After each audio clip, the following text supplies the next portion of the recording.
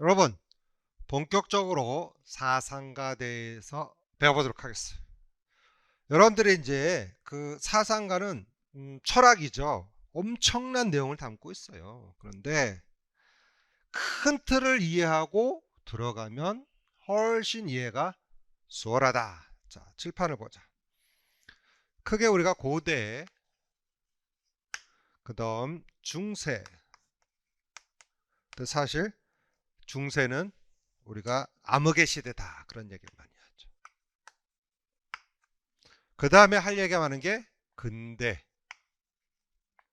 그 다음에 어디야? 현대. 이제 이렇게 설명을 하게 됐어요. 자, 우리가 이제 사상이라는 거 어떻게 전개되냐면, 여러분들 알다시피, 고대 때는 여러분들 알다시피 자연에 대한 중심이야. 뭐에 대한 중심? 자연에 관한.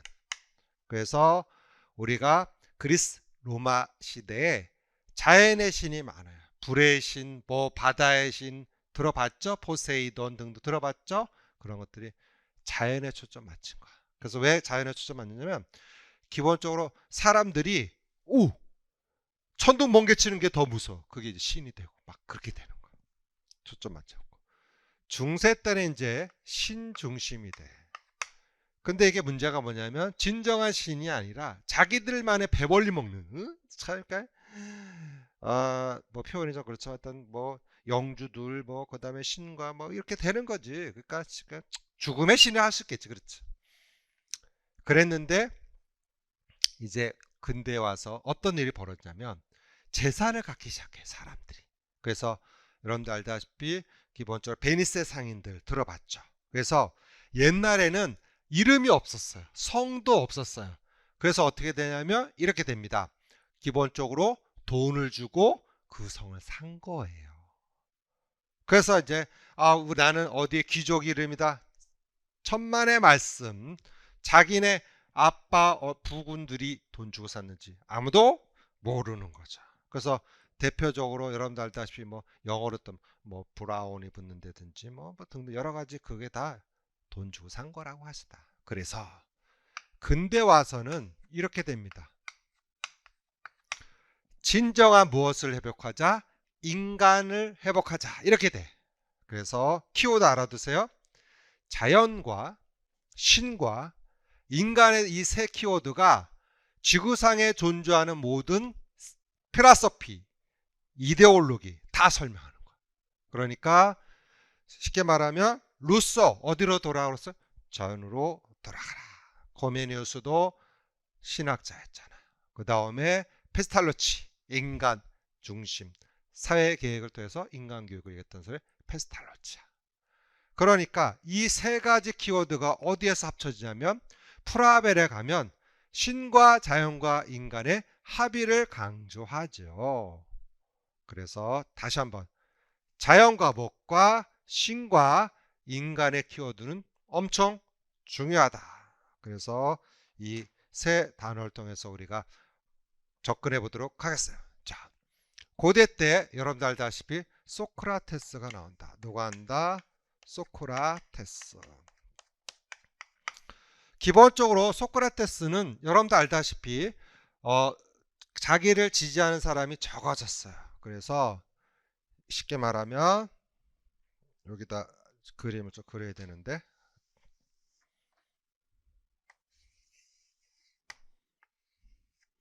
소크라테스. 쉽게 말하면 소피스트들이 있는데 그 제시된 엄청난 소피스트들. 그러니까 여기는 이제 소크라테스, 이건 소크라테스. 여기 소쿠리 내 말 알겠지? 나머지는 소피스트. 이거를 잘 이해를 해야 돼.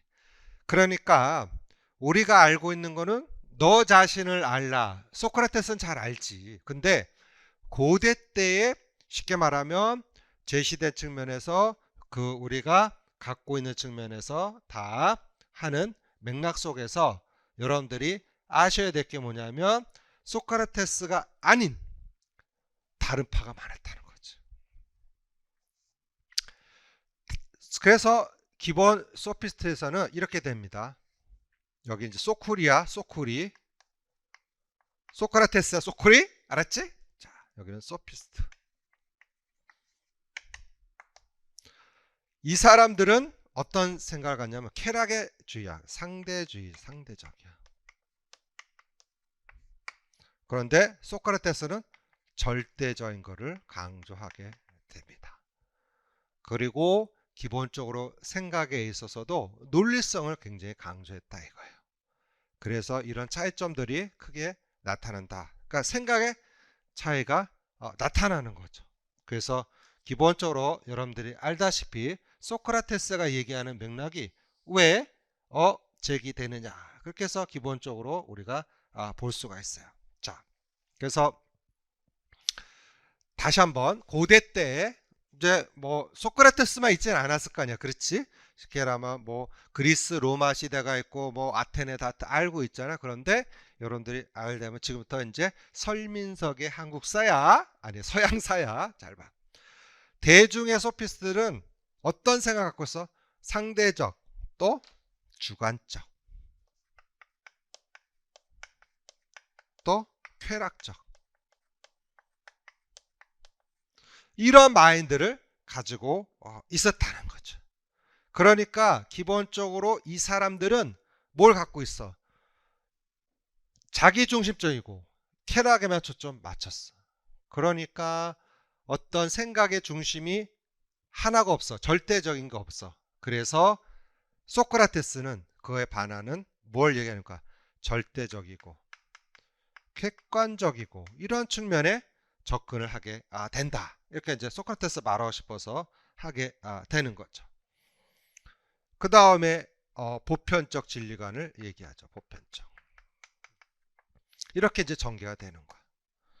그러니까 내가 지금 말한 취지 뭐냐면 소크라테스를 이해하기 전에 왜 소크라테스가 이런 얘기를 하게 됐느냐, 이렇게 우리가 먼저 접근을 해봐야 되겠지. 1차적으로 봤을 때. 그래서 기본적으로 소크라테스는 어떠한 것을 설명하는 기준이 있어야 되겠다, 이렇게 된 거야. 그래서 제시한 게 뭐냐면 절대적인 측면에서 이성이 존재한다. 논리적인 거죠. 이성이 존재한다. 이것부터 출발을 하게 되는 거예요. 그래서 기본적으로 너 자신을 알라, 이렇게 되는 게 뭐냐면 여러분 들었듯이 문답법, 뭐 삼파술 들어봤죠? 뭐냐면 자기 나름대로의 인간은 태어나면서의 가치의 기준이 있다. 그걸 뭐라 그래? 이성이다. 우리가 이렇게 설명합니다. 그러니까 쾌락적인 동물적인 건 아니다. 이렇게 설명을 하고 있는 거예요. 이제 전체 구조 이해가 됐죠? 그래서 기본적으로 소크라테스는 누구 자신을 알라? 너 자신을 알라. 그래서 교재 보시면 41쪽에도 자, 반어법이 있고, 자, 그 다음 무슨 법이 있어요? 삼파법 있다. 삼파법. 이건 중요한 겁니다. 잘 따라야 돼요. 교재 41쪽에 벌써 넘어왔어요. 41쪽이야 벌써. 자, 반어법. 무엇을 합니까? 일단 자기가 쉽게 말하면 무지한 사람은 자기가 무지한다는 걸 잘 몰라. 그래서 무의식적 무지. 그러니까 내가 무지하다는 것 자체도 인식을 못해. 그래서 그걸 깨닫게 해주는 거야. 그래서 무슨 무지로? 의식적 무지로 바꿔준다. 자, 그래서 처음에 하는 게 반어법이야. 뭐라고? 반어법. 그러니까 이렇게 예를 들 수 있겠죠. 내가 임용 공부를 준비합니다. 그런데 내가 뭘 정확히 모르는지도 몰라. 그게 무의식적 무지야. 그런데 기출문제를 풀고 하다 보니까 어떻습니까? 의식적 무지를 깨닫게 되는 거죠. 그러면서 시험에 관해서 어떻게 합니까? 간단한 게 아니네? 공부를 차곡차곡 열심히 잘 해야겠다. 이렇게 접근이 되는 거죠. 이해가 됐어요? 자, 그 다음 무슨 법? 이제 이러한 의식적 무지에서 삼파법은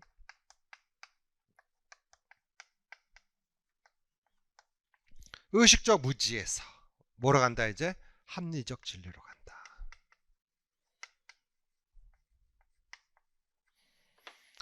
그러니까 다시 말하면 뭡니까? 내가 의식을 해. 나 이건 잘 몰라. 그래서 더 새로운 지식을 배워나가야지. 이렇게 되는 거예요.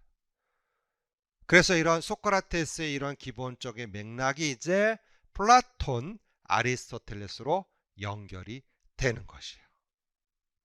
이해가 되셨죠? 자, 그래서 그런 맥락 속에서 이제 소크라테스의 제자. 그래서 이제 소크라테스가 누구 자신 알라? 너 자신 알라 얘기하면서 악법도 법이다. 그 지행합의를 이야기했잖아. 그런데 그 제자인 누가입니까? 플라톤인. 스승이 죽었어. 쉽게 말하면 소크라테스 파니까 소술관. 그래갖고 막 힘이 막 들어가. 그런데 소크라테스의 제자 플라톤은 스승의 이야기를 잘 담아서 사상을 더 전개시켜 나가는 거죠. 그래서 국가론에 우리가 제시된 측면이지만 플라톤은 그 다음에 누구? 아리스토텔레스. 플라톤의 제자인 거죠. 그래서 기본적으로 학당에서 이렇게 되는데 플라톤은 우리가 좀 더 관념적이야. 하늘을 손가락을 쳐다봤고 아리스토텔레스는 땅을 손을 표시했어. 현실적이야. 그래서 관념적이고 여기는 현실론이다. 그 이유는 이제 스승을 따라다니까 맨날 뭐야 똑같은 얘기해. 이것도 흥 저것도 흥 이렇게 되는 거야. 그래서 플라톤에 관한 이런 생각들을 이제 아리스토텔레스는 다시 바꾸게 되는 것이죠. 기본적으로. 자, 그래서 교재 보시면 42쪽을 지금 강의하고 있어요. 그래서 절대적 진리관을 얘기한다. 절대적 진리관.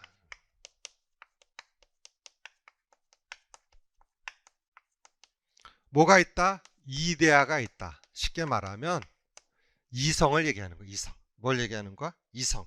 그래서 관념론의 시제다. 이렇게 써요. 관념론의 시제.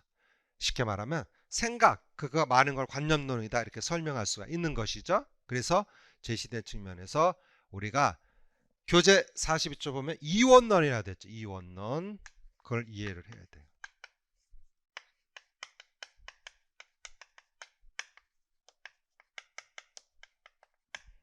자, 이건 뭐냐면 머리에 생각이 많은 거야. 생각이. 잘 봐. 이걸 이제 본유의 관념이라는 개념인데 무슨 관념? 본유의 관념 이렇게 하는데 여기에 돌멩이가 있어요. 자, 스톤이야. 돌멩이, 스톤이야. 스톤. 모든 사물에는 관념이 있다. 이 얘기예요. 그런데 플라톤이 말하는 이 이데아 측면은 생각이 더 중요해. 그래서 이 돌이 어디에? 머릿속에 존재할 때만이 돌은 존재. 그게 참 어려운데 그게 본유의 관념인데 이렇게 생각하면 좋아요. 모든 사물에도 다 관념이 있다 이거야. 그러면 예를 들어서 칠판지우개가 있어. 그러면 이 칠판지우개도 머릿속에서 내가 무엇할 때 생각할 때 존재한다는 뜻이야. 그냥 자체로서는 존재하지 않는다. 그래서 이상계, 현상계는 분리되어 있다라고 설명을 하게 되는 것이죠. 그게 무슨 논리냐? 이원론이다. 이렇게 설명을 합니다. 그래서 이러한 플라톤은 너무 관념적인 건데 제자의 누구는 아리스토텔레스는 스승님은 뭐든지 관념에 휩쓸려 있어. 그래서 난 아니야. 나는 현실론을 가겠어. 그래서 이원론이 아닌 무슨 론? 일원론으로 얘기한다. 뭐야? 이것도 돌은 돌이고 이것도 돌은 돌이고 맞죠? 돌 자체로서도 자연은 그대로 있잖아. 그거를 아리스토텔레스 못합니까? 이론론으로서 설명을 하게 됩니다. 근데 이 플라톤과 아리스토텔의 큰 두 가지 생각은 이 근대 쉽게 말하면 계속 연결되는 철학 사상에서 굉장히 중요하다는 걸 깨달아야 돼.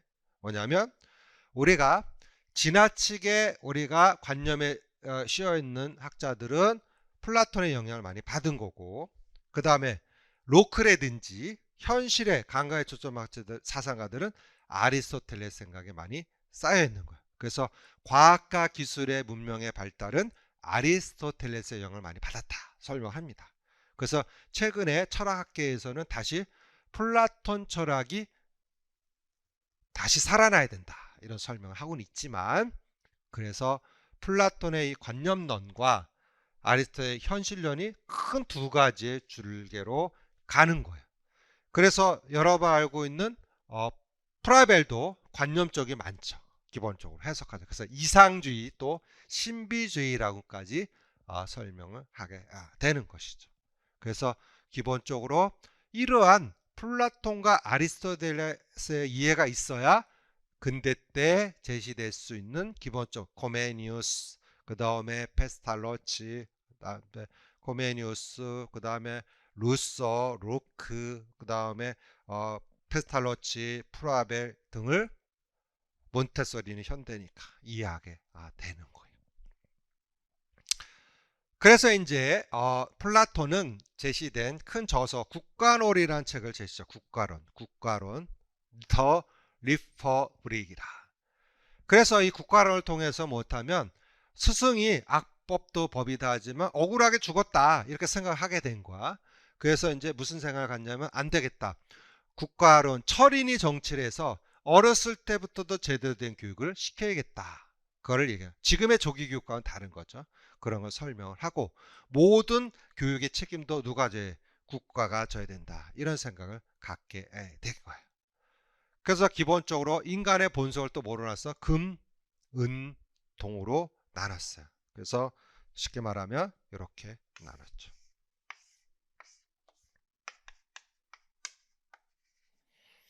그래서 교재를 보시면 우리가 나와 있는 측면에서 예습 좀 해야 돼요. 알겠죠? 43쪽을 보면 여기는 철인정치, 은은 뭘 얘기하는 거야? 군인, 용기를 얘기하는 거죠. 그 다음에 동은 뭘 얘기해? 생산계급, 농공상인.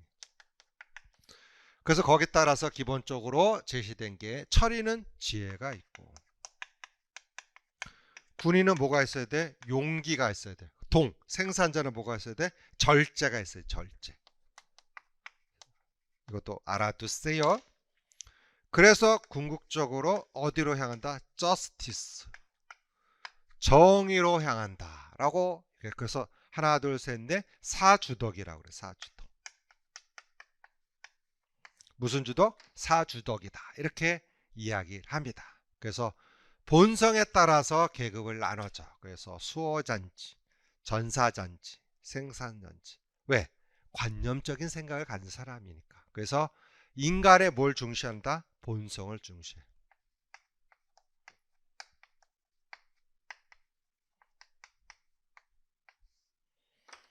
그래서 인간이 갖고 있는 태어나는 모습 그대로 이끌어간다. 그런 설명을 하고 있는 거죠.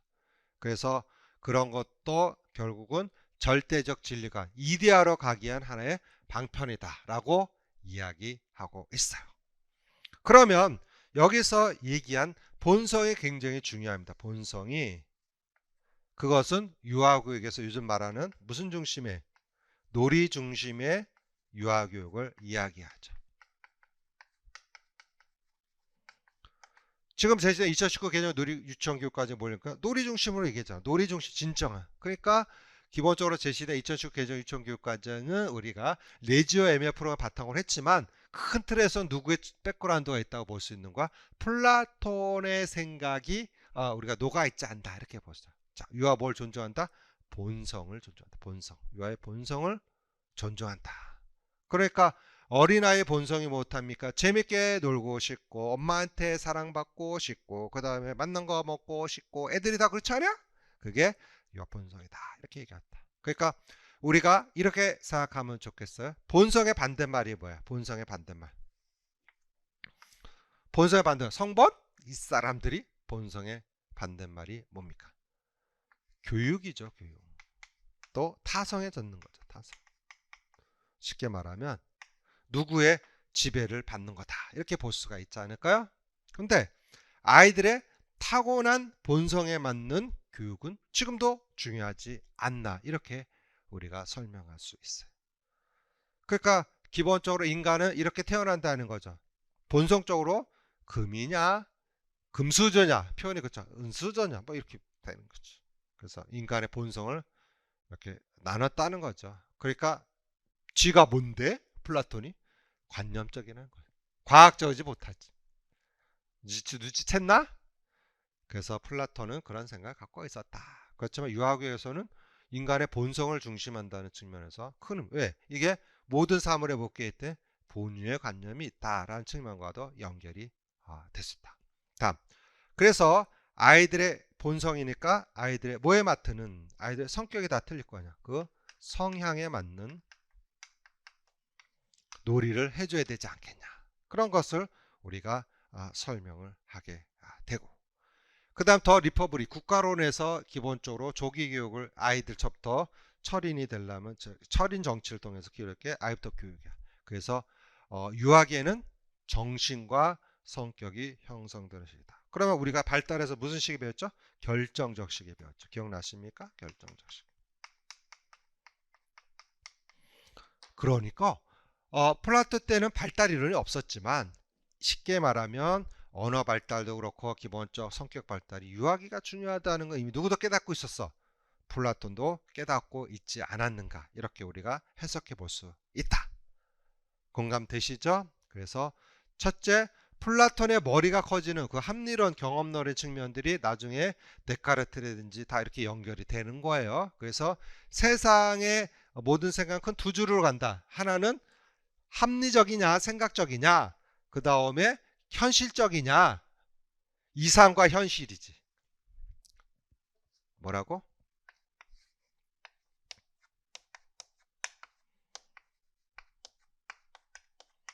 이렇게 나눠지는 거. 이상도 있어야 되고 모두 있어야 돼. 현실도 있어야 이것이 조화가 되지 않을까? 목표도 있어야 되고 헤쳐나가고 그 다음에 구체적인 객관적인 노력에서 또 현실성이 있어야 또 존재하는 거 어릴까요?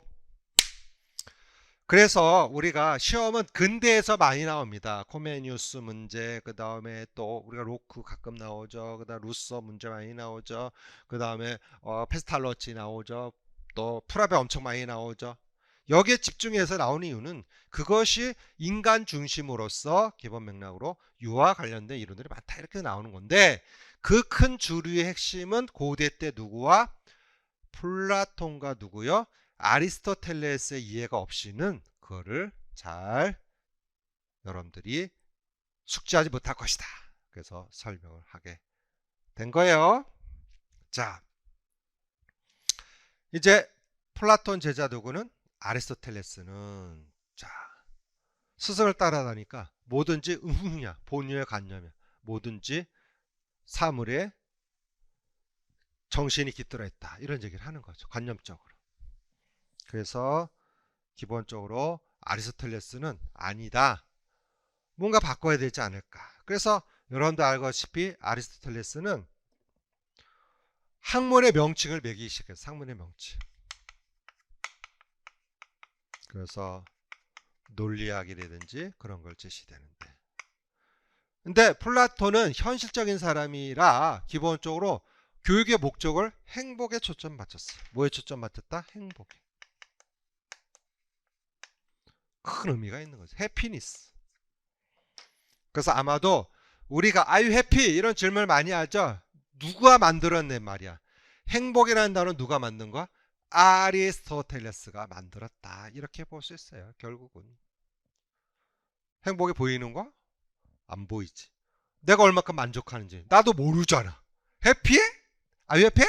아무도 모르지. 근데 출발점은 이놈의 뜻이야. 이놈의 뜻. 누구? 아리스토텔레스가 행복. 여러분들도 철학적으로 좀 아는 척 해야 돼. 그래서 러셀 책에 보면 행복론이라는 책도 있잖아요. 읽어봤어요? 안 읽어도 돼요. 자, 그런데 이 행복이 어디도 연결됩니까? 나중에 니일의 썸머힐까지.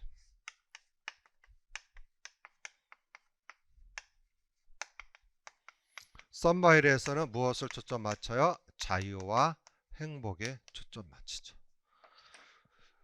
출제됐었어요. 그래서 보면 오웬도 마찬가지고 이 아리스토텔레스가 제시되는 인생의 궁극적 목표 행복에 관한 거에 초점 맞춘 자산가들이 종종 등장을 하게 되는 것이죠. 그런데 이런 행복은 뭘 통해서 해야겠다? 교육을 통해서. 뭘 통해서? 교육을 통해서. 이렇게 설명을 합니다. 그래서 교육의 3요소를 얘기했죠. 3요소. 그래서 아리스토텔레스는 교육의 3요소를 이렇게 얘기했어요. 자, 따라하세요. 아자스비. 무슨 스비? 아자스비. 자, 크게 따라한다. 무슨 스비? 아자스비. 아자스비. 아자스비. 아자스비. 루소는 루자 인사. 나중에 배우겠죠. 루소. 루자 인사. 루소는 뭐야? 루자 인사. 루자 인사. 자, 따라해. 무슨 인사? 루자 인사. 루자 인사. 아리스토텔은 아자스비. 아자스비. 아자스비. 이거는 오늘 숙제야. 다 외워야 돼. 시작. 아자스비. 아자스비. 루자 인사. 아자스비. 아자스비. 루사 인사. 아자스비. 아자스비. 루자 인사. 뭐냐? 교육을 3요소를 자연, 습관, 또 무엇을? 이성을 얘기하게 되는 거야. 그래서 아리스토텔레스는 궁극적으로 인간은 뭘 추구해야 돼? 행복을 추구해야 되는데 그 행복은 뭘 통해서 한다?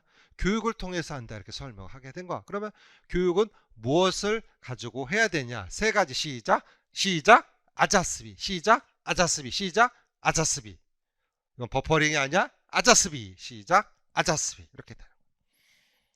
이걸 좀 해석하자면 기본적으로 자연이 있고 우리가 습관이 있잖아. 그러니까 기본적으로 갖고 있는 습관이 나쁜 습관을 가질 수도 있고 이렇게 되면 이거를 중재가 뭐가 할 수 있다? 이성이 할 수 있다. 이렇게 이제 된 거야. 그러니까 스승의 이성은 인정하지만 좀 더 구체화시킨 사람이 누구다? 아리스토텔레스다. 현실적으로 그렇게 설명을 우리가 할 수 있지 않나 생각이 듭니다. 그래서 기본적으로 43쪽에 나와 있는 플라톤의 교육 목적은 이데아 실현이죠. 절대적 가치관을 갖는 걸 강조하게 되겠죠. 자, 그래서 교재 44쪽입니다. 벌써 넘어왔어요. 그래서 교육의 목적은 이성 훈련을 통한 중용의 덕을 갖는다. 그래서 궁극적으로 뭘 한다? 행복을 추구한다. 행복. 중용. 준용은 뭐야? 여기저기에 치우치지 않는다 그거죠. 중심을 잡는다 그거죠. 왜? 그래야 행복한 느낌을 갖지 않을까 이렇게 설명하게 되는 것이죠. 그러니까 이제 아리스토텔레스도 마찬가지로 스승의 그런 생각을 좀 더 확장했다 이렇게 볼 수가 있는 것이죠. 그래서 보다 현실적이고 객관적이고 과학적이고 이렇게 접근을 하게 됩니다. 근데 이런 아리스토텔레스의 생각들이 유아교육에 어떻게 영향을 미쳤는가를 제일 중요한 건 그것이죠. 그래서 45쪽에 보면 우리가 유아교육의 궁극적 목적은 이제 행복의 사상의 특징이니까 선량한 시민을 구현한 이성도에 주한다. 선량한 시민. 무슨 시민? 선량한 시민. 선량한 시민. 그래서 좋은 뭘 갖도록 한다. 습관을 지니도록 한다. 그래서 좋은 습관을. 그래서 여기 뭐가 나온다? 아자스비. 그러니까 아이들은 어렸을 때 나쁜 습관을 가지니까 그런 행동이 나타난다. 이렇게 설명하는 거야. 그러면 여기서 우리가 알다시피 이 습관이라는 것이 유아교육에 어떻게 영향이 됩니까? 지금 잘 아시죠? 기초, 기본, 생활습관. 이게 유아교육의 핵심 실천 행동이죠. 기본, 생활습관. 맞죠? 이거 다 어디서 나오는 거야? 아리스토텔레스가 습관을 헤빗이라는 그런 단어를 쓴 거야. 쉽게 말하면 그거를 생활하는 데 기초가 되는 기본 이런 표현을 하게 된 것이다. 그런데 무슨 습관을 갖자? 좋은 습관. 물론 늦잠 자고 편식하고 그런 게 다 나쁜 습관 중에 하나가 될 수도 있지. 그런데 현실적이죠. 현실적이죠.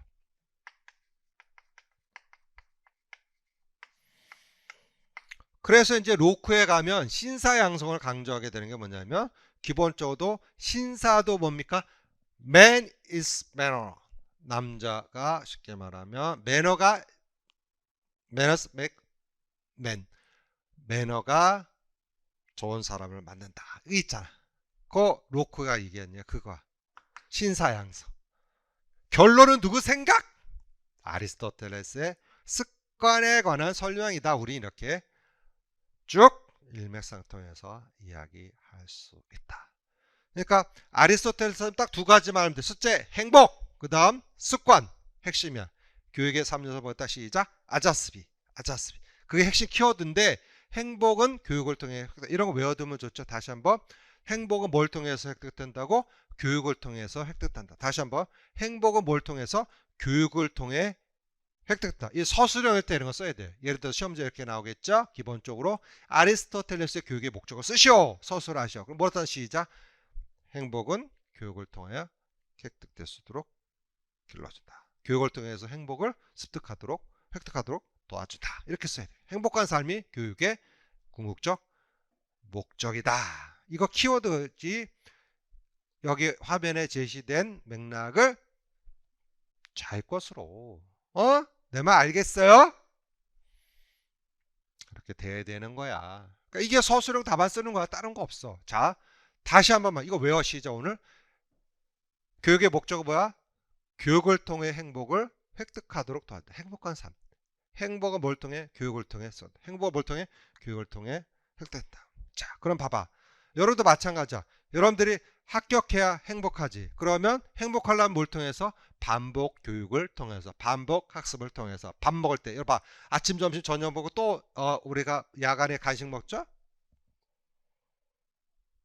그건 잘하면서, 맛집 찾아가면서, 쇼핑은 잘하면서, 아이 쇼핑, 뭐 인터넷 쇼핑. 그런데 왜 행복을 못 찾아? 교육을 해. 그럼 뭘 만들면 돼?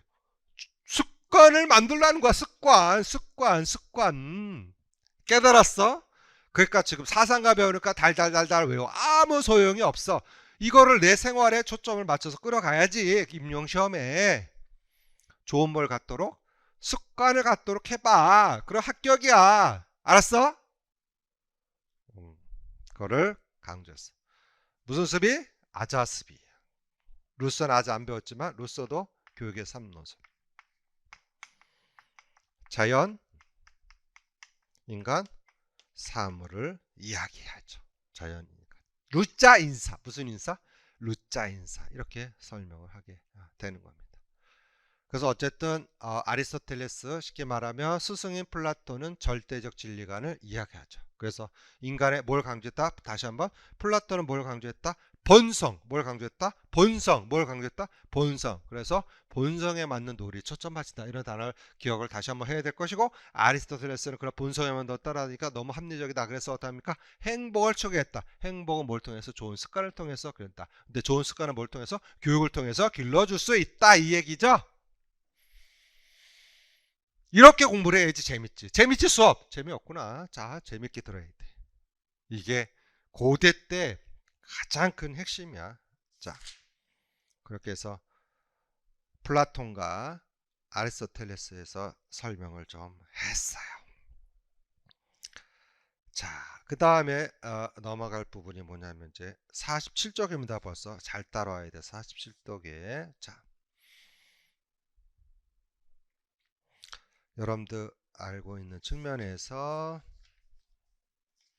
중세는요, 여러분들이 암흑의 시대라고도 이야기할 수 있어요. 근데 어떻게 할 수가 없는 거죠. 그래서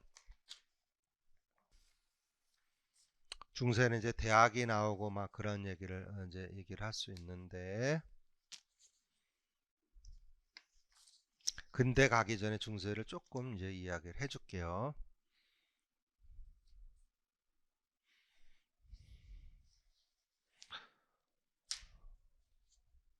우리가 이제 교재 47쪽을 펴놓고 설명을 하도록 하겠습니다.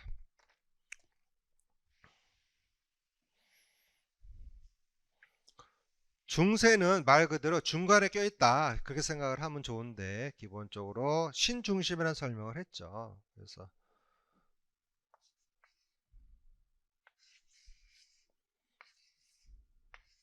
뭘까요? 지금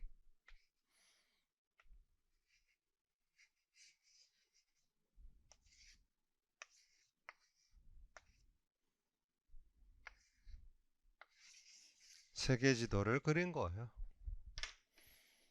일본은 요만하고 한국 이만해요. 여기 아프리카입니다. 아프리카. 자, 여기에 여러분들 알다시피 그리스, 로마 들어보셨죠? 로마, 이태리, 이탈리아.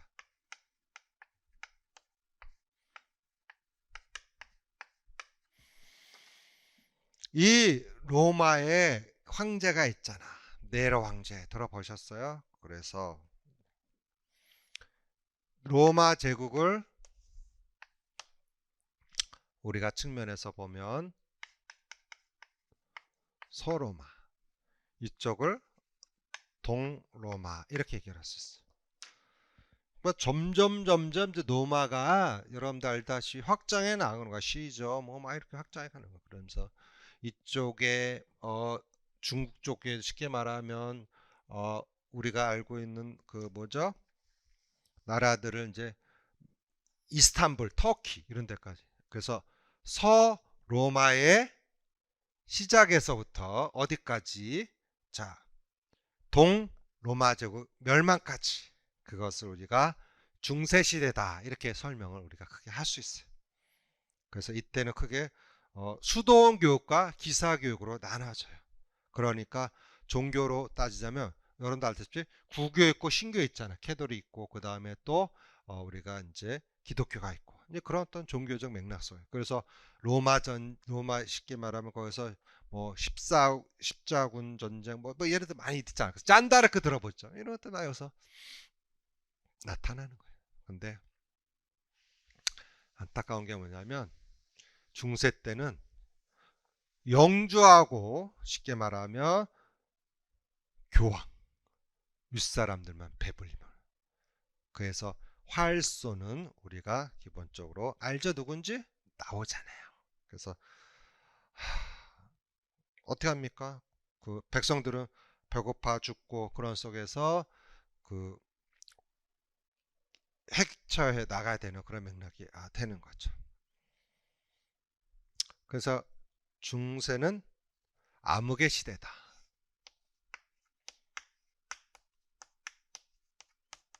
무슨 시대? 암흑의 시대 이렇게 이야기를 할 수 있어요. 그러니까 면죄부를 또 사야 되고 그 다음에 또 거기에 따라서 막 배불리 먹게 하는 쉽게 말하면 우리가 종교인들에게 뭐 해야 되고 막 이렇게 되는 거죠. 그래서 안타까운 현실이 벌어지는 거죠.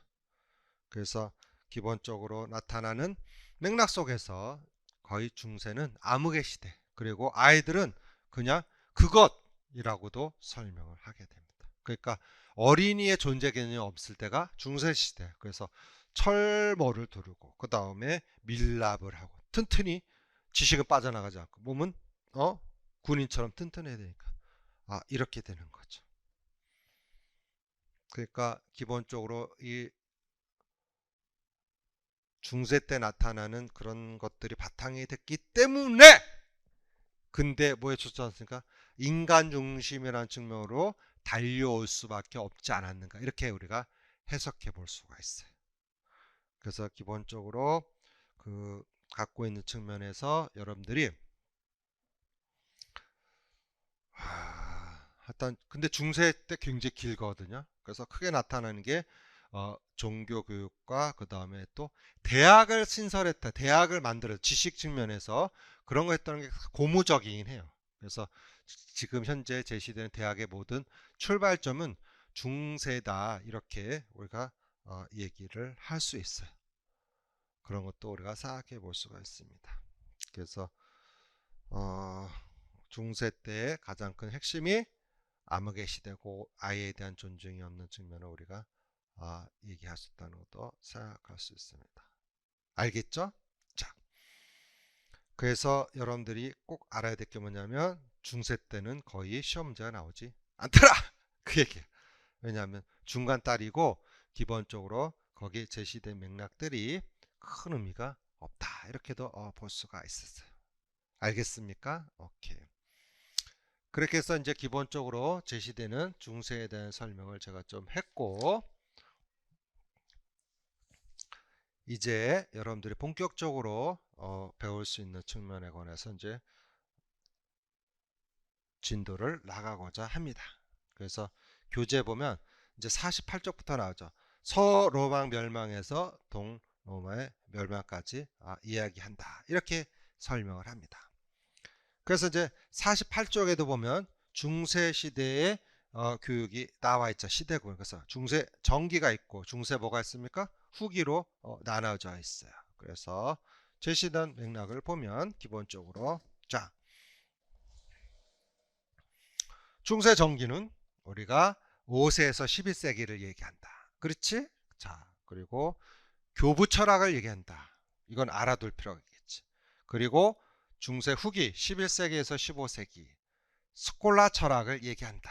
그러니까 지금까지 얘기의 핵심 뭡니까? 카메라 여기 보세요. 플라톤과 아리스토텔레스 얘기를 했죠. 플라톤과 누구 얘기? 아리스토텔레스 얘기를 내가 했잖아. 플라톤과 아리스토텔레스 얘기를 한 거잖아. 기본적으로. 자, 그래서 제시된 맥락 속에서 플라톤의 영향을 받았나 또 아리스토텔레스의 영향을 받았나가 중세 때 나타나는 거지. 그래서 초기에는 중세 초기에는 누구 철학? 플라톤의 절대적 관념론에 대한 그런 것들이 전개가 되는 거죠. 그래서 기독교 교리를 체계한 측면에 그런 철학이 바탕이 된다. 그래서 거기 신앙보다 뭐가 우선이야? 이성이 우선이다. 이렇게 돼. 중세 때. 왜? 중세 때 신중심이라고 그랬죠? 기억나야 돼요. 그래서 철학은 신학의 신여다까지 이야기를 하게 됩니다. 그래서 중세 정기 기독교 교육은 종교교육 중심이야. 무슨 중심? 종교교육 중심으로 된다. 자, 그래서 여기에 아우구스티누스를 이야기했죠. 중세 때. 아우구스티누스. 기독교 종교관에 따른 교육관을 얘기했어. 다시 보자. 교육은 시켜야 돼. 그런데 신중심이니까 뭐에 초점 맞추는? 기독교 종교 교리에 맞는 제시한 누가? 아우구스티누스야. 그래서 인간은 원죄가 있어. 그 원죄를 극복하기 위해서 우리가 극복해야 된다. 그래서 무슨 신앙을 통해? 기독교 신앙을 통해서 은총을 기도해야 된다. 이렇게 이제 설명을 할 수가 있는 것이죠. 그러니까 이 하여튼 중세 때는 요놈을 XX들이 신내만 막 철학도 밑에 놓고 신만 이렇게 됐던 거예요. 참으로 안타깝다. 아니할 수 없어요. 그래도 아우구스티누스는 자발적 표현, 놀이 활동을 제약시했어. 왜 그렇게 했어? 자, 아이들이 막 혼란하게 뛰어다니고 놀고 막 그래. 그러면 그런 맥락들이 뭡니까? 이거는 본성의 원죄로 악이 깃들었다. 이렇게 되는 거죠. 그래서 어떻게 돼? 끊임없이 감독과 훈육이 필요하다. 이렇게 된 거야. 그래서 중세는 무엇의 시대? 암흑의 시대라고 설명하는 것이 핵심 포인트가 여기 있지 않나 얘기할 수 있어요. 자, 보도록 하자. 그래서 48쪽의 내용을 숙지를 해 두셔야 돼요. 그래서 중세 정기는 기독교 양성에 초점을 맞췄다. 대표자가 누구라고? 아우구스티누스다. 이렇게 설명을 드렸고 기본적으로 감독과 훈육을 강조했다. 감독과 뭘 강조했다? 훈육을 강조했다는 걸 여러분들이 꼭 알고 있어야 돼요. 자, 이제 중세 정기 학교를 기독교 교육 중심이죠. 문답 학교가 있고 고급 문답 학교 49페이지 본산 학교라고 해서 성당 학교라고 하죠. 성당 학교. 그래서 성직자 양성대학이 있었고 그 다음에 수도원 학교다. 승암 학교, 수도원 학교도 있었다. 그러니까 쉽게 말해 완전히 신중심이야. 신중심. 무슨 중심? 신중심이었다. 안타까운 일이죠. 그래서 십자군 전쟁을 기점으로 해서 전기와 후기로 중세는 크게 대비해서 나눌 수가 있는 거예요. 그런 반면에 이제 우리가 50페이지 가면 후기, 중세 후기는 이제 십자군 전쟁 후를 따라서 스콜라 철학이, 무슨 철학? 스콜라 철학이 된다. 번세 철학. 누구의 바탕에 있는 거야? 이제 플라톤 생각이 틀렸다. 누구 생각이? 아리스토텔레스의 생각이 옳다. 그렇게 해서 실추된 신앙 권위를 또 회복해. 그래서 이제 스콜라 철학에서 이제 대학 이때는 이제 이성과 신앙의 조화를 초점 맞추겠다. 뭐냐면 너무 신적인 것도 문제고 너무 이성적이도 문제다. 이렇게 되면서 많은 변화가 추구되는 거죠. 그래서 대학에 관한 신설들이 많이 나옵니다. 대표자가 토마스 아퀴나스가 돼요. 토마스 아퀴나스. 근데 이때 중세 후기는 반대로 비기독교적 교육이 된다. 무슨 교육이 된다? 비기독교적 교육이 되는. 비기독교적 교육. 그래서 세속교육 중심이 되고 전기는 종교교육인데 후기는 세속교육 중심이다. 그래서 기본적으로 기사도 교육, 아시죠? 너를 기사로 임명하노라. 도제교육, 우리가 1대1 지도 얘기하는 거죠. 도제교육. 다음 대학 교육과 시민교육이 중세 후기 때. 그러니까 우리가 11세기에서 15세기에 많은 핵심은 대학에서 지식이 이루어졌다 해도 과언이 아니야. 대학에서. 어디에서도? 대학에서 진행했다는 걸 여러분들이 어떻게 보면은 인정할 수밖에 없는 거예요.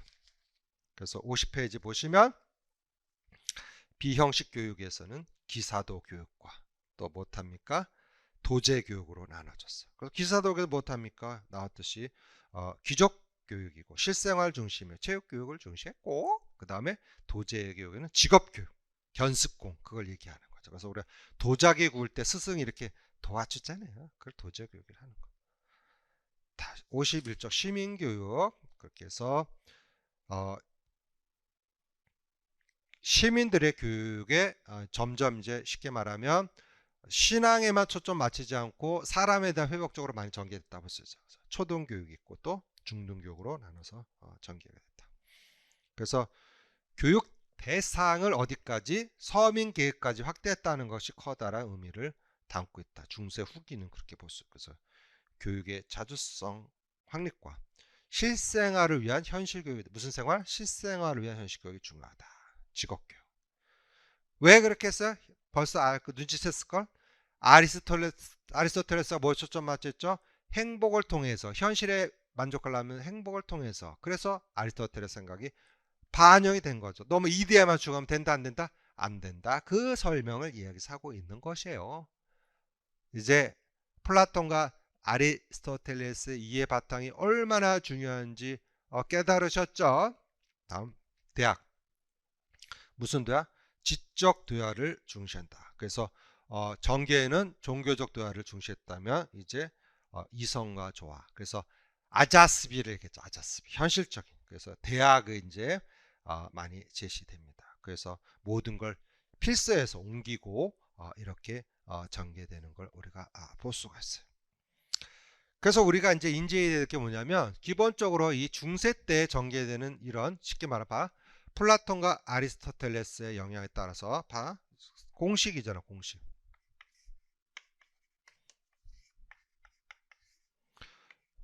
여기서 제시되는 기본적으로 관념론과 현실론이 중세에 와서도 전기와 뭐로 나눠져? 후기로 나눠지더라. 전기에는 무슨 철학? 교부 철학. 후기는 스콜라 철학. 누구 생각? 플라톤 생각. 누구? 아리스토 생각. 그래서 여기서는 신앙이 이성보다 더 중요하다. 이렇게 했고 후기에서는 신앙과 이성의 조화를 강조하게 되는 거야. 그러면 고대와 중세 큰 차이점이 뭐예요? 잘 봐.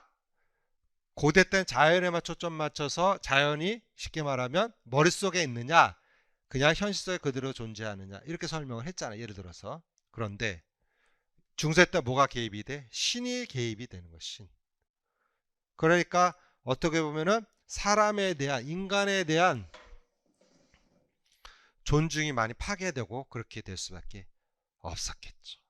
그러니까 사람은 힘들어 안 힘들어? 힘들죠. 돈 벌어서 어떻게 합니까? 다 상납해야 되고 영주 밑에서 노동해야 되고 그 다음에 쉽게 말하면 고리 대금을 갚아야 되고 막 계급 사회가 되고 막 이렇게 노예가 나오고 막 이렇게 되는 거지. 그래서 이제 우리가 생각해야 될 게 근대는 이제 그러니까 암흑의 시대를 벗어나야겠다. 무슨 시대? 암흑의 시대. 그러면 다른 말로 하면 무슨 시대? 우리가 환란한 찬란한 명암의 시대가 명시대 밝을 명이 되겠죠. 맞죠? 이렇게 돼야 되지 않을까 생각이 듭니다. 그래서 그 갖고 있는 모든 것에 대한 다시 한번 생각을 하게 되는 거죠. 그래서 이제 근대로 가서 뭐가 나오냐면 리버스 르네상스가 나온다. 르네상스.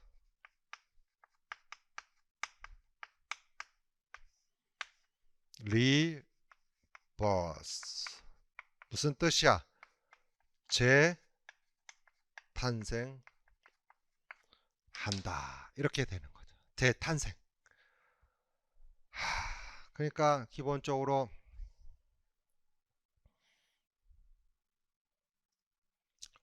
얼마나 억눌렸으면 얼마나 힘들렸으면 그렇지 않겠습니까? 그런 측면에 이제 근대가 나타난 거 15세기에서 이제 18세기 15세기에서 18세기 근대가 나타난 거. 그래서 근대는 할 얘기가 굉장히 많아요. 그래서 여러분도 알다시피 근대의 큰 흐름을 정리해 주겠어요. 자, 보도록 하자. 그래서 처음에 이제 르네상스가 되면서 또 여기에도 연관이 다 있는 거야. 뭐냐면 이제 인간에 대한 회복을 해야겠다. 인간 회복. 르네상스. 다시 태어나겠다. 그래서 15세기에 처음 나오는 게 인문주의가 나온다. 인문주의. 그래서 초기 인문주의라고 그래. 초기 무슨 주의? 인문주의. 초기 인문주의라고 이야기합니다. 그래서 제시되는 이 인문주의에서는 기본적으로 플라톤 시대, 쉽게 말하면 고대 그리스 문학과 로마 문학이 있었겠죠. 그리스 문학과 로마 문학이 있었겠죠. 그러니까 인문주의 말 그대로 우리가 알고 있던 휴머니즘을 이야기하는데 그 속에서는 어떤 맥락 속에서 갖고 있는 바탕이 있어야 되지 않을까 생각이 듭니다. 그래서 기본적으로 갖고 있는 측면에서 우리가 생각을 좀 갖게 되는 거죠. 그래서 이런 인문주의가 나타난 르네상스에서는 크게 중세와 이제 르네상스의 차이점을 이해하면 받아들이기가 쉽지 않을까 생각이 듭니다. 자, 중세 때 누구 중심이야? 신중심이었죠. 신중심.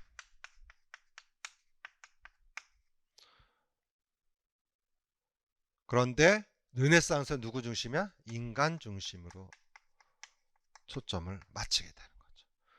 그 다음에 중세 때는 내세주의죠. 내세주의. 그럼 르네상스를 반대로 보겠다? 현세, 현실에 초점 맞추겠지. 그리고 중세 때는 우리가 권위주의라면 여기는 이성을 초점 맞추는 그렇게 되겠죠. 그래서 측면에서도 많은 차이가 나타나요. 그 중세 때는 초자연주의에 초점 맞췄다면 르네상스는 자연주의에 초점 맞췄다. 53쪽에 밑에 나와 있어요. 그리고 중세 때는 금욕과 억압.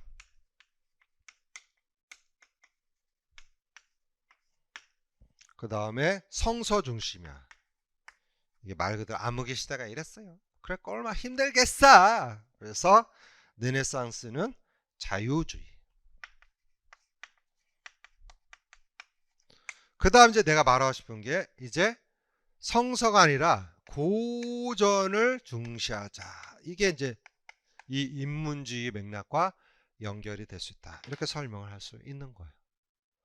그래서 이제 초기 인문주의에서는 54쪽에 보시면 인간성의 재발견을 하기 위해서 인문주의도 여러 가지가 쉽게 말하면 나눌 수 있지만 개인적 인문주의, 뭐 사회적 인문주의, 뭐 이렇게 키케로주의 이렇게 나눠지는데 옛날 고전책, 그러니까 플라톤이나 아리스토텔레스 등 고전 있잖아요. 거기에 중요한 내용들이 있다. 그래서 고전을 통한 교육을 하자 이렇게 전개됩니다. 그래서 로마 문학, 그리스 문학 그런 바탕을 통해서 이제 전개하게 되는 것이죠. 그래서 인문주의를 또 54쪽에 보면 개인적 인문주의로 나누고 그래서 인문주의도 전기와 또 후기로 나눌 수가 있는데 개인적 인문주의는 귀족 중심이야. 그래서 기본적으로 유럽 중동학계 발달에 영향을 끼치지만 기본적으로 제시된 측면에서 귀족적이고 그 다음에 심미적으로 남부 유럽의 상류층 중심으로 전개. 남부 유럽에. 그래서 이제 기본적으로 우리가 대표적 비토리아가 되겠죠. 비토리오. 그래서 이제 비토리오는 철저한 아동 중심 교육을 이야기하고 학교는 즐거운 집이다. 그런데 이제 이런 그 고전을 읽을 때 라틴어로 하기 때문에 굉장히 어렵죠. 그것이 나중에 이제 실학주의하고도 연결이 되는 겁니다. 우리가 코메니우스에 넘어가는. 그다음 이제 사회적 인문주의는 후기 인문주의라서 북부 인문주의라고 그래요. 그러니까 네덜란드 중심, 그러니까 유럽을 북부와 남부로 나눴을 때 이태리 해상 문화가 발달, 베니스 상인이죠. 이렇게 되면서 엘리트 중심에 대한 것들에 대한 기본적으로 계몽을 해야겠다. 그래서 대중에 대한 초점을 맞춰서 여기도 크게 쉽게 말하면 남부 쪽 남유럽에서 귀족적으로 됐다가 북부 쪽으로 어떻습니까? 이제 대중적으로 변화가 되는 걸 우리가 볼 수가 있다. 하루 중심. 그래서 대표자가 누구다? 에라스무스다. 이렇게 설명을 할 수 있죠.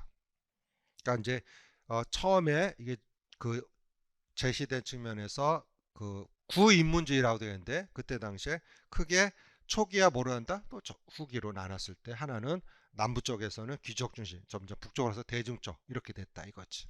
그래서 북쪽에 에라스무스를 생각할 수 있다. 그래서 에라스무스도 교육의 3요소를 자연, 훈련, 연습 이렇게 제시를 합니다. 에라스무스는 그래서 애자 훈련, 말이 잘 안 되네. 뭐로 할까?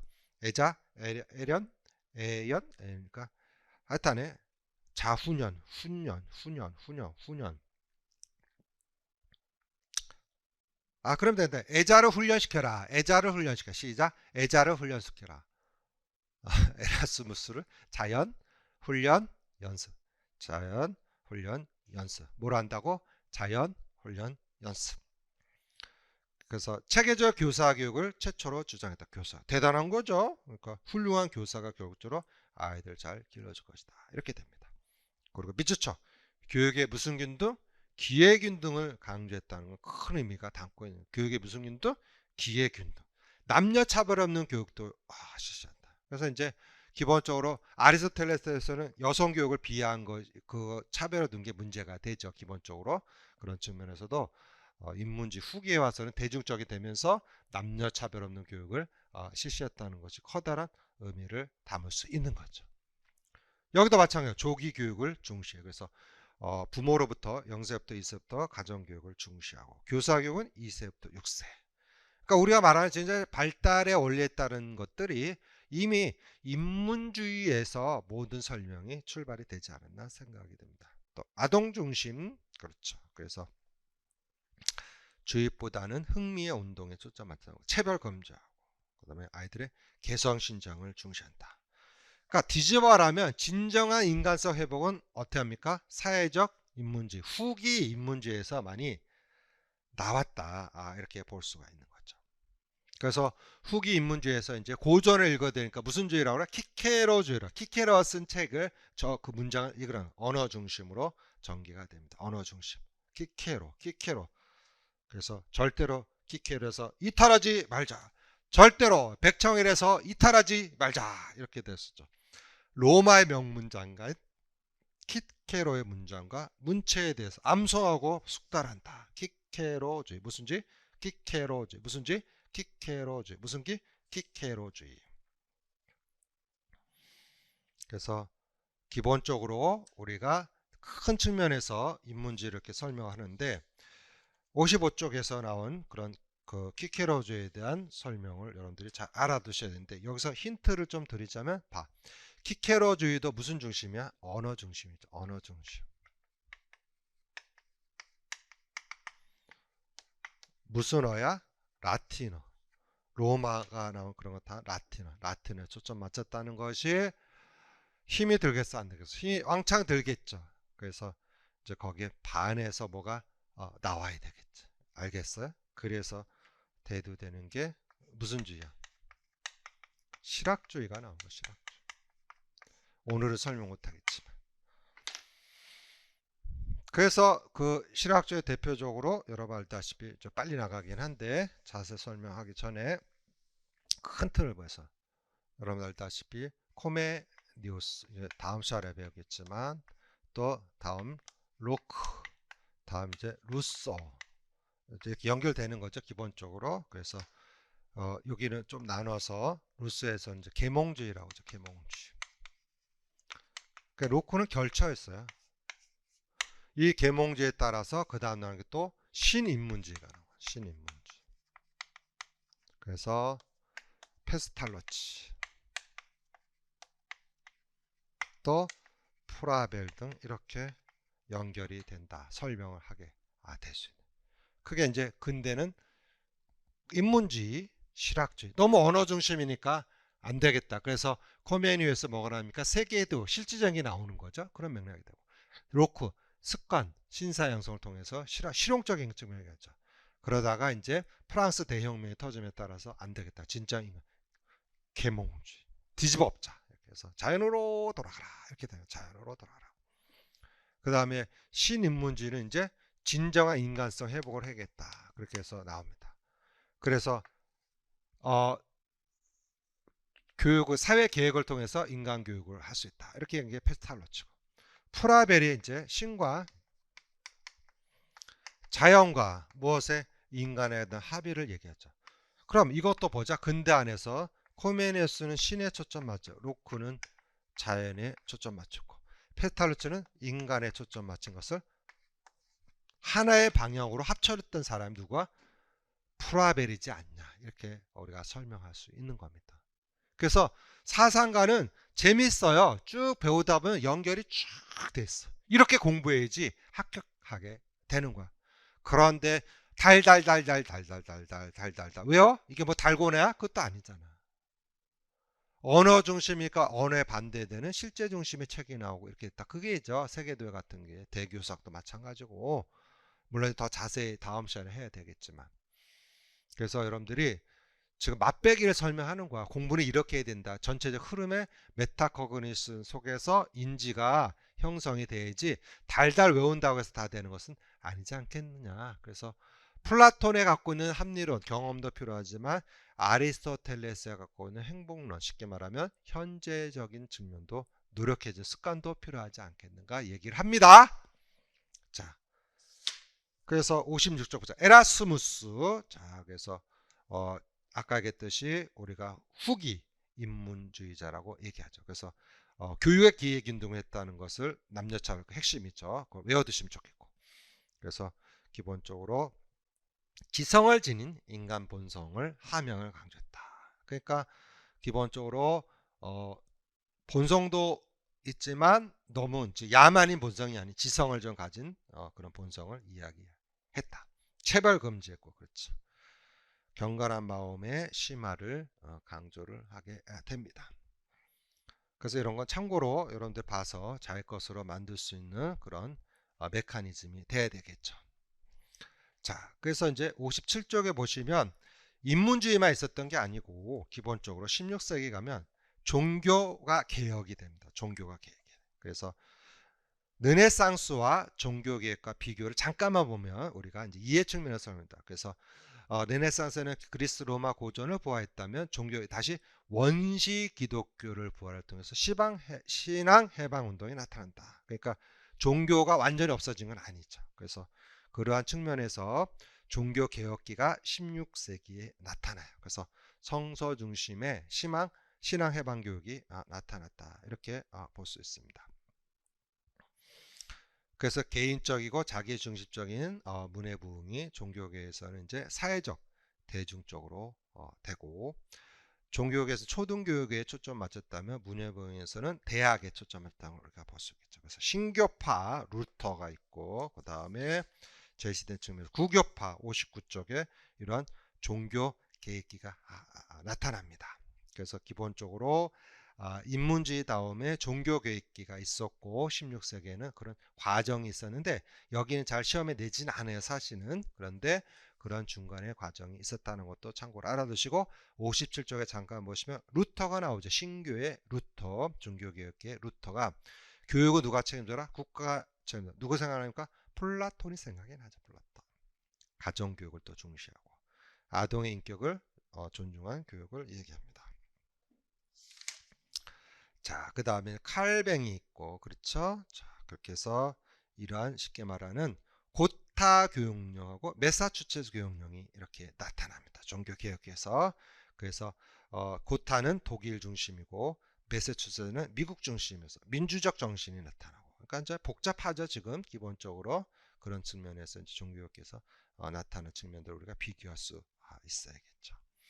그렇게 해서 59조에 가면 이제 구교의 교육은 이제 옛날 우리가 이제 갖고 있는 측면에서 반종교 개혁 운동, 반종교 교육 개혁 운동이 장이다. 그래서 이제 노엘라의 예수의 교단의 주전 중등교회의 영향을 끼쳤다. 이렇게 설명을 하고 있어요. 그래서 교사 양성 교육을 중시한다. 무슨 교육? 교사 양성 교육을 중시했다는 걸 보다. 그래서 지금의 사범학교의 기원이 된다. 이렇게 됐습니다. 그래서 반종교 개혁 운동을 전개드리고 엄격한 군대식 기숙사 교육은 체벌을 또 허용했다. 이게 대비가 되죠. 루터하고. 그렇죠. 신교하고 구교와 차이가 이렇게 많이 우리가 형성되는 걸 우리가 볼 수가 있죠. 그래서 기본적으로 이런 얘기를 왜 하냐면 기본적으로 갖고 있는 측면에서 인문주의와 그 다음에 종교개혁에 갖고 있는 거에 대한 비판이 이제 일기 시작한 거죠. 그러니까 여기에서 15세기에는 크게 뭐로 나타난다? 인문지와, 그러니까 중세 때 종교가 문제였잖아요. 그래서 종교 개혁이 나타났는데 이 두 가지도 궁극적으로 어떠한 비판이 읽었어요. 고전을 읽어서 뭐 어떻게 되겠냐? 뭐 어떻게 인간의 진정 회복했다. 현실적으로 도움되는 게 뭐가 있냐? 이렇게 얘기가 되는 거죠. 그리고 종교 개혁을 해서 구교와 신교와 이런 걸 했는데도 뭔가 만족스럽지 않다. 쉽게 말하면 너무 뜬구름 잡는다. 이렇게 얘기가 되는. 그래서 실용적인 측면으로 전환이 되는 거예요. 실용적으로. 그래서 나온 게 무슨 주의가 나오는 거야? 실학주의가 나오게 됐다는 것을 말하고 싶었던 거예요. 그러면 큰 틀에서 한번 이야기하자. 고대 때 자연중심이고 중세 때는 신중심이었는데 그 신중에서 너무나 안타까운 일들이 많이 생겼죠. 암흑의 시대로. 그런 측면에서 그거를 벗어나기 위해서 못합니까? 그리스 로마 문학을 또 키케로즈 문장을 통해서 극복해보자 했어. 인문주의가. 그런 반면에 또 종교도 개혁해보자 이렇게 된 거죠. 궁극적으로. 그런데 그 두 가지 15세기 16세기가 진행된 속에서도 그것이 인간에 대한 쉽게 말하면 크게 도움을 줬어 못 줬어. 못 줬다는 이야기겠지. 그래서 반대급부로 나온 게 또 뭐야? 실학주의가 나오게. 무슨 주의요? 실학주의가 대두된 거야. 무슨 주의? 실학주의. 이렇게 설명을 우리가 할 수 있는 거야.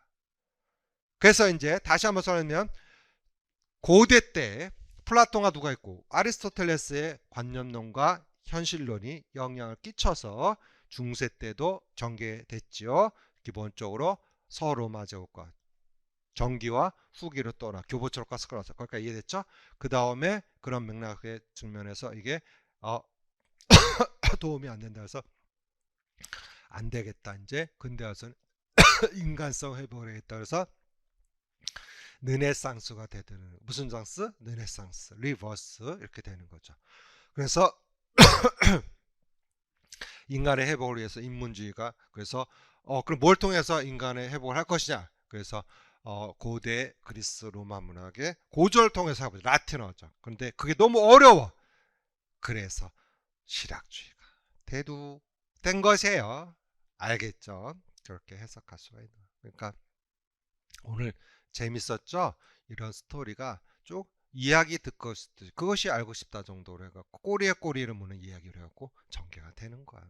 그래서 일단은 뭐 할 얘기는 또 많지만 다음 주에 이제 실학주의가 전개될 텐데 여러분들이 실학주의부터는 내용이 많으니까 꼭 ES 배우면 좋겠어요. 59쪽부터 ES 배우면 좋겠습니다. 자, 오늘 수업을 마무리하겠어요.